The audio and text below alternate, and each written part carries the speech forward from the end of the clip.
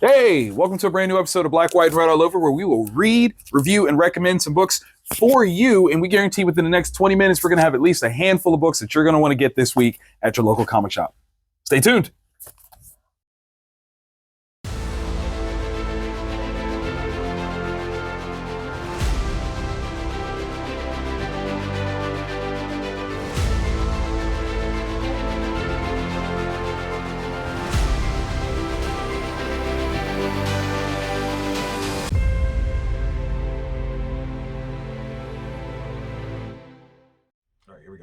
Hello and welcome to a brand new episode of Black, White, and Red All Over. I'm Victor Dandridge, the hardest working man in comics. Ryan Seymour, King of Comics, here in Columbus, Ohio. Yes, and welcome to a brand new comic book day. This is the greatest day of the week. It's what we've been waiting for. Yes. You know, every Wednesday we're here giving you some good books, some great suggestions, things that you should be going home with. And let's see, we're getting close to Free Comic Book Day. A couple weeks out, yeah. Yeah. So that's Saturday, going to be a big May one. 6th. First Yes. Saturday of May every year. Check with your local shop. They should have some free books for you. Absolutely. Maybe some creators on hand and other stuff. Oh, snap. Do you guys have your books already in, or are they coming? Yes, we've got a 6-foot stack of boxes. 6 foot, 7 foot. Oh, Harry Belafonte passed this week. Yeah, saw that this morning. Yeah. Walking and Scott's unpacking the shipment to Harry Belafonte on the...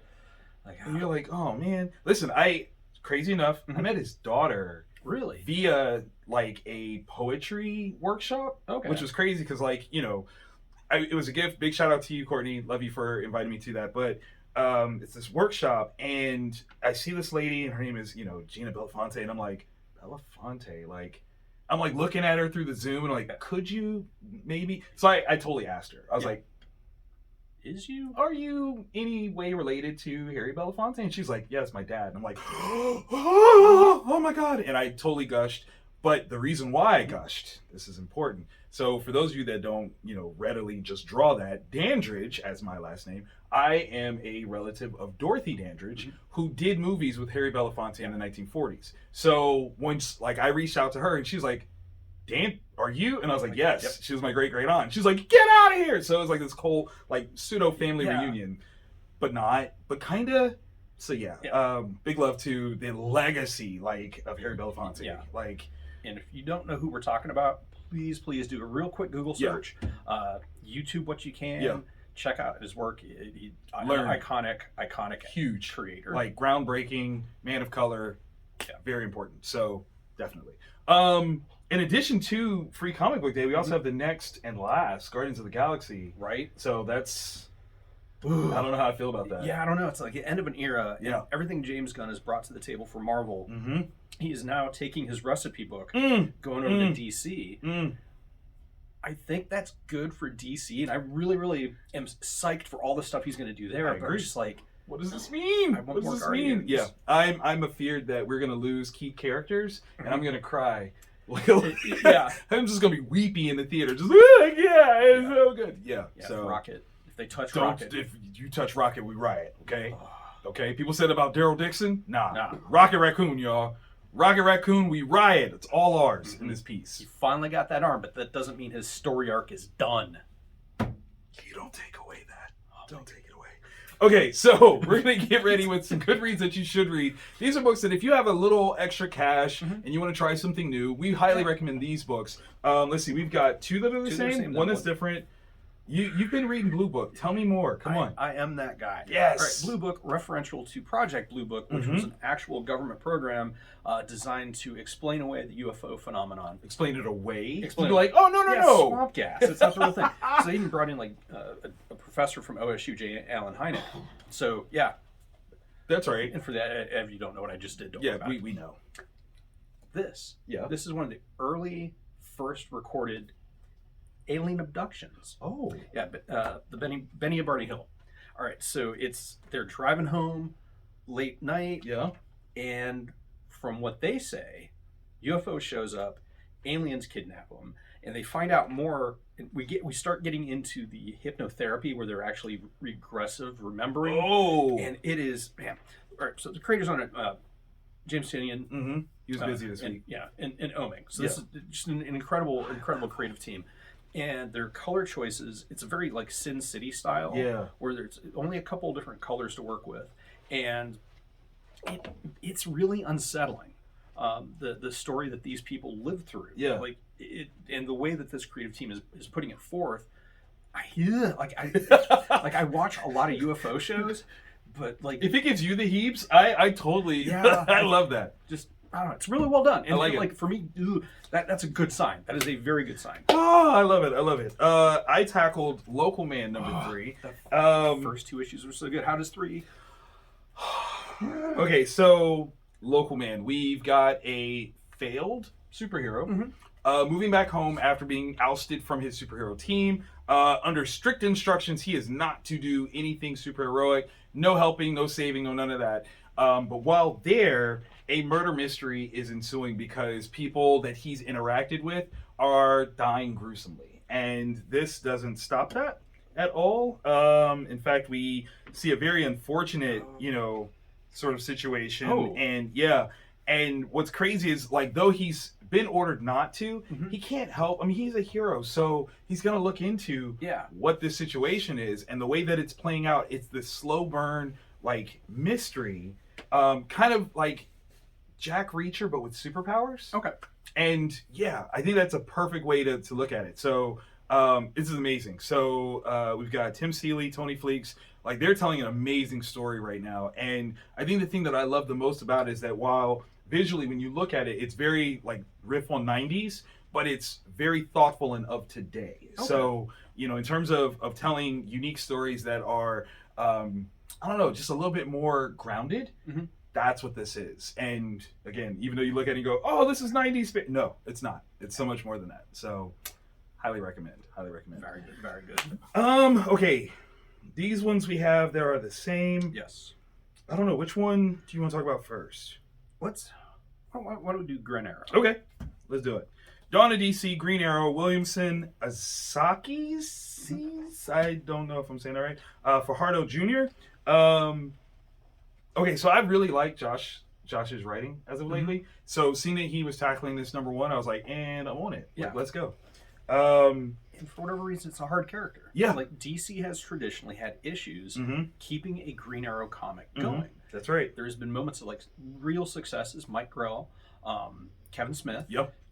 But then outside of that... It's hard to say. Yeah. It's hard to pin it down. Phil Hester, maybe? Yeah. Like, not a whole lot. And I think, really, it's because, in so many different ways, Ollie is something that is a little obtuse for today's writers, right? Yes. Like, he's supposed to have, like, this swashbuckling sort of nature to him. He's very Robin Hood. But do we really get Robin Hood these days? I don't know. Yeah. I don't know. I think not. So, really enjoyed this take, though, because it's very third person. Yes. I think that's the best way to put it. So, this was fun. One of the things I'm really digging about the Dawn of DC stuff is it steers incredibly hard into the family. Yes. Superman family. Yes. The Arrow family. Because we've got Connor. Like, we've got everybody. There's enough people. Like, I think that was actually the thing that surprised me the most. Yeah. Was when you recognize the actual, like, lineage totality of Green Arrow. Yeah, he's got enough for a family. Yeah. And there's even people that they didn't showcase, like, all these different folks. Yeah. So I also wonder if, coming off of the CW era, was it hard to find a way that could do Green Arrow justice without it leaning towards what the show was? Very possible. I think Josh did it, though. Yeah. So Josh actually nailed it. Very, absolutely. Very good. Very, very curious about the future of that one. Okay. Dawn of DC, Superman Action Comics, 1054, Phil Kenny Johnson, Raph Sandoval, Herms. I haven't been this consistently excited about a Superman comic shipping monthly in a really, really long time. And this is just good. Like, it's another one where it's the Superman family in this one instead of the Arrow family. And the way they do both a grounded, family in distress at times, because everybody, there's so many different people, they have different goals and cultures, because some aren't from the same planet, not even from Earth. Okay. And then you mix in a bad guy that actually is a threat, right? And a conscious threat too. That's the thing is, you're sympathetic to him, right? It's Metallo. We're talking about Metallo. Always it's been that character throughout. And that's one thing that I love is you don't want to just completely have Soups tear Metallo apart, because It's kind of empty. Yeah. Yeah. He's coming from a place of like, no, I'm actually a damaged person. And I need help. Yeah. Help me. This moment. Right? That was awesome. Yeah. So I'll show you. Yeah. You may think I'm Superman. I'm gonna show you though. This right here, if I can be so bold, this brings me back to JLA number 5. Okay. Okay. This is the Grant Morrison, Howard Porter era, JLA number 5. There's a thing that Superman does in that particular book. Oh my! No, I'm sorry. Number 6. I'm sorry, I said that wrong. Number 6. There's a thing that he does in that book, and that's what this gives me the feels of. So, Philip, good job for hitting me in those 1997 feels, because yes, good job. Yeah. Good job. Which, if you haven't read that Justice League run, go forth and do so, because it was amazing. It was a reboot to end all reboots. And it was everything Justice League needed at that time. Absolutely. And absolutely well executed. I think Dawn of DC actually has some very interesting points and pieces that I think James Gunn would be wise to pull from. Yeah. Because this is a modern era of these guys, and I think that's really the way to go. I think that's kind of perfect. So it's a generation, the next generation of writer and artist is now stepping in. Yes. So it does have that vibe of that what was it? A very wise man once said that there's one every 10 or 15 years. Yep. A cycle happens. It has to happen. And I feel like that's happening here. I agree. So big shout out to Mark Miller for that one. Okay, so price wise, this one's a little bit more expensive, $5. But you get 3 stories. 1 main, 2 backups. So pretty good. So 5, 4, and about 4 for this one too. Yeah. So not bad, man. Like 5, 10. Yeah. Like probably. This is 14, $14. So with tax, you gotta account for the tax. But this is a good start. If you have any extra, definitely consider grabbing these, adding to your repot. I think you'll enjoy it. And if you don't dig any of these, or you're like, stay away from this book, I want to know why. Tell us why. Yeah. Tweet us, message us below. We want to know exactly why you're not reading these, and it better be a good reason, or we'll debate you hard in the face. You ever been debated in the face? Well, at St. Mary's. Okay, so on that note, we're going to take a quick commercial break, and we will be right back, because you don't want to know. You don't want to know at all. I didn't.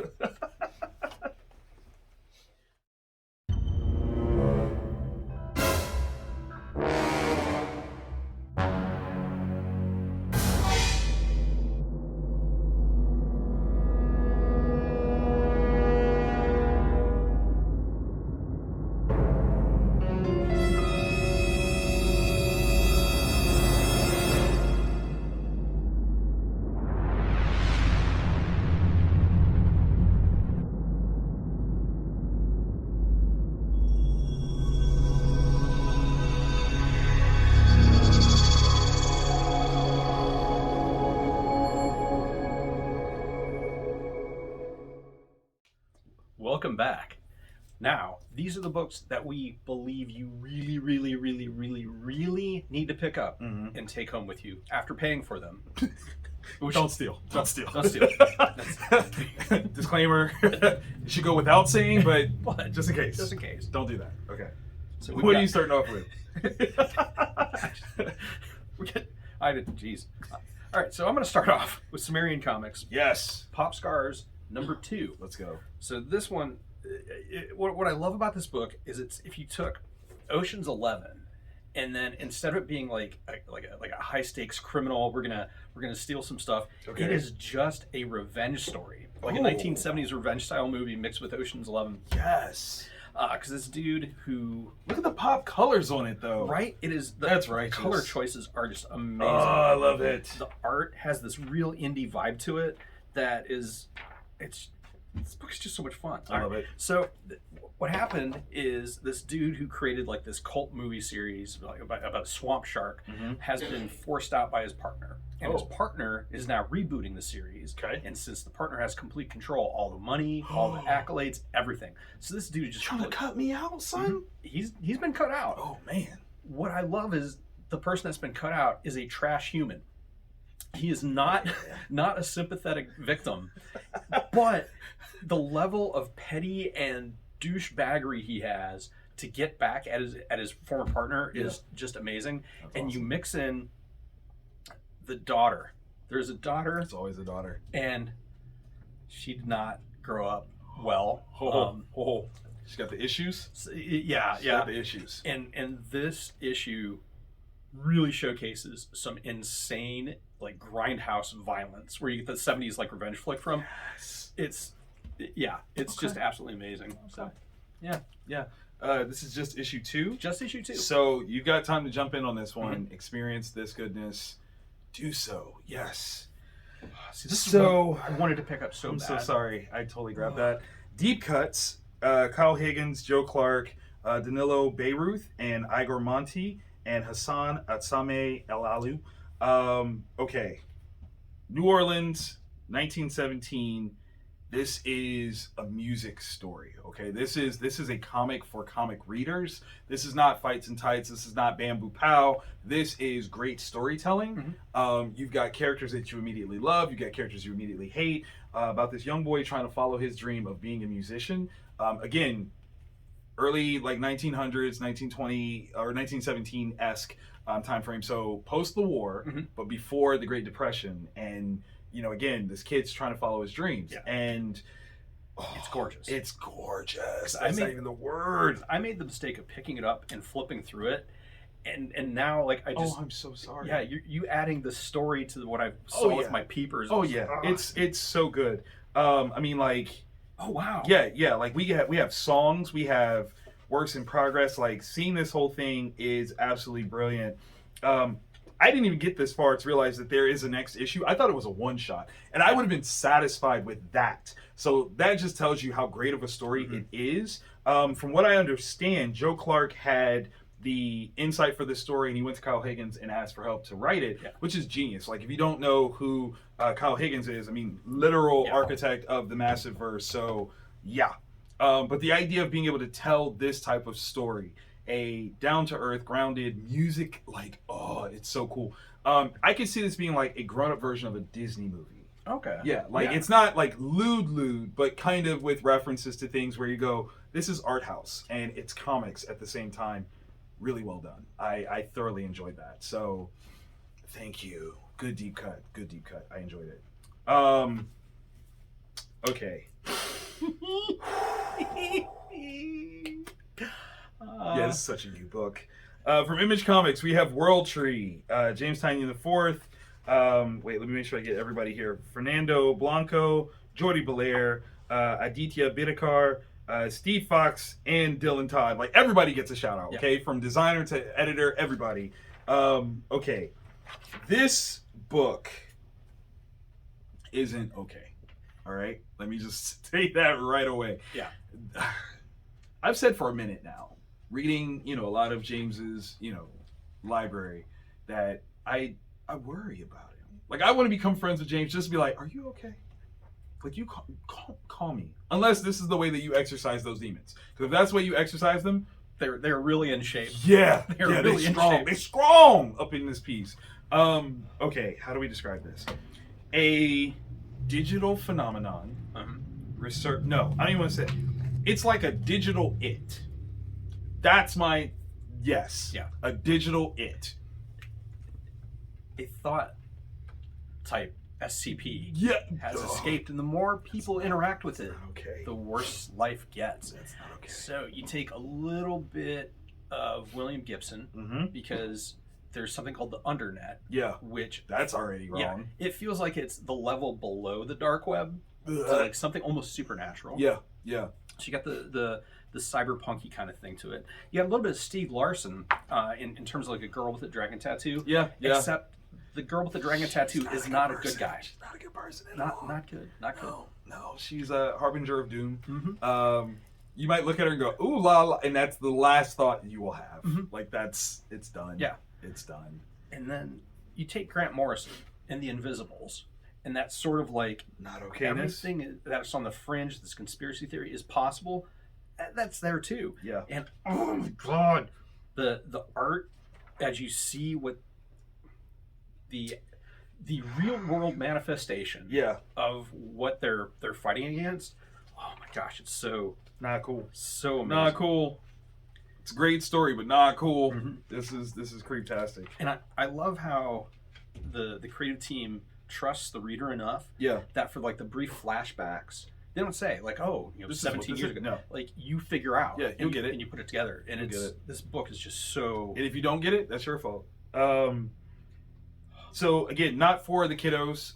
This one's graphic on multiple levels, but thoughtful. This is again. When you really start to explore what comics can do and the way that comics are a unique storytelling medium, it's creators like this that are taking this to that level, and it's the reason why we read. This is why we're here every week, because great books like this come out, and we got to tell you about it. So, World Tree, it'll grow on you when it gets its roots in you. You smile like that. And it really is. It really. I enjoyed that. A lot. Way too much. Thanks. Way too much. Thanks, y'all. All right, so the book that we're going to end this week on, The Ambassadors, Issue 3, Mark Miller, Travis Charest. Okay, this is special to me for a number of reasons. One, Travis, I've been a fan of Travis's work for such a long time. And to see the epic evolution of his art, it's nonstop. Like, you can see the connection from like the last time that he did some published work, but it's so much more than that now, and that's a phenomenal thing. It's amazing. Like, their art is just ridiculous. How far it has come. How realistic. That sounds like I'm bagging. No, but I totally get it. There's a crash scene. All right, so if you haven't been reading Ambassadors, there are a couple different people that have figured out how to grant superpowers. And one of them has said, I'm going to give 6 people these superpowers, and you're going to be an ambassador for your nation, for the world, to make this world a better place. And we've seen what Mr. India. In this one, we're seeing...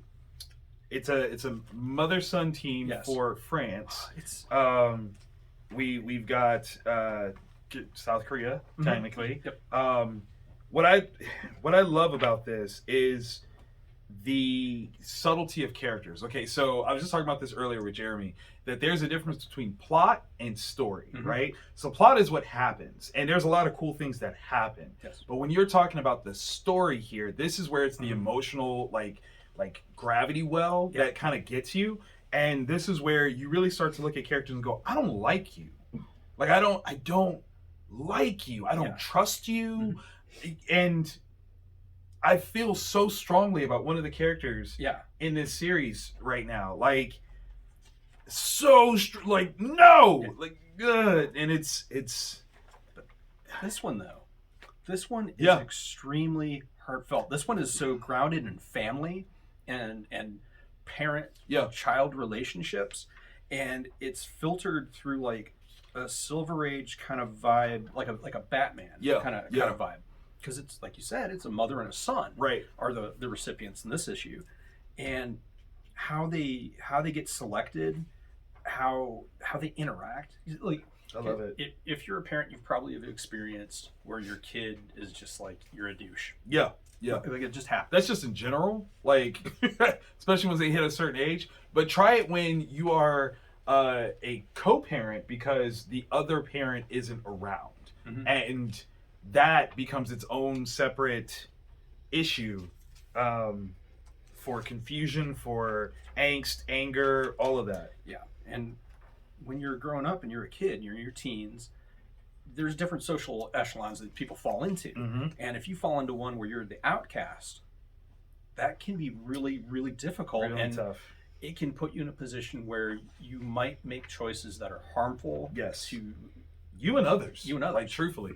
And to see how that gets addressed in a way is absolutely insane. Borderline painful. Like, it's one where you go, no, and then yes, but no, and you have this weird, I don't know, Schrodinger's cat of hope and total doom, where you're like, this isn't gonna go well, but I hope it does. I don't know. and it does. Like this is more along the lines of a Huck type story. Yes. So if you read Mark's stuff that's a little more edgy, a little more socio-political, this is more of a family story, and how these people come together and they bond and they grow, and there's like a sequence where you can tell that there has been an extremely positive change made in one of the characters. And then there's that person. I don't. Every time. It's like that dude from the freaking Willy Wonka. Yeah. Was it Farnsworth? Is that what his name? Slugsworth. Yeah. That's his name. Yeah. I feel like that's definitely what we've got here. And yeah. Super. Yeah. Just kind of. This is amazing. It's really, really good. This is one of those books I highly recommend picking up, because each issue is its own self-contained story that is part of a larger meta story. But each one has its own vibe that is kind of built around the characters in that issue. Like, we have this one, a family. Right. We've got one where there's like a young dude trying to come up, and emotional. So emotional. The Ambassadors, I think, is one of the more prolific examples of Mark's range of storytelling. So if you are into something fun, experimental, and super heroic, definitely try the Ambassadors. It's a great place to kind of just try some Mark Miller stuff. If you haven't tried any before, there you go. Absolutely. Or if you've been reading, so what I find fascinating is we have people that read Nemesis that don't read the other stuff. We have had people that read Kick-Ass that don't read the other stuff. Like, put it together. Yeah, just put it all together, and it will be coming together, because there's a crossover event coming at some point in the near future. Big game. And we're here to play. So, those are the books that we read this week. We hope you enjoyed everything. If you did like it, click that thumbs up. Let us know. Send the algorithm out. Tell people that they should be checking out the show, because we're here to tell you what good things you should be reading every Wednesday. I told you, within 20 minutes, you're going to find something that you want to read. Was I right? Tell us below. We want to hear it. And obviously, subscribe, because we do this every week, and we focus on the good stuff that's on the rack. Not like, this book sucks. This is the stuff that anti-sucks. Yes. Unsucks. Yeah, it unsucks. Unsucks? Unsucks. D-suck? D-sucks. What's a... I don't know. Def Leppard. It Def Leppards. Yes! Because it's the opposite of suck. The opposite of suck, okay? Jeremy disagrees. Okay, so we'll talk about it. All right, so we'll see you guys next week, and we can't wait to read more books for you. Till then, bye!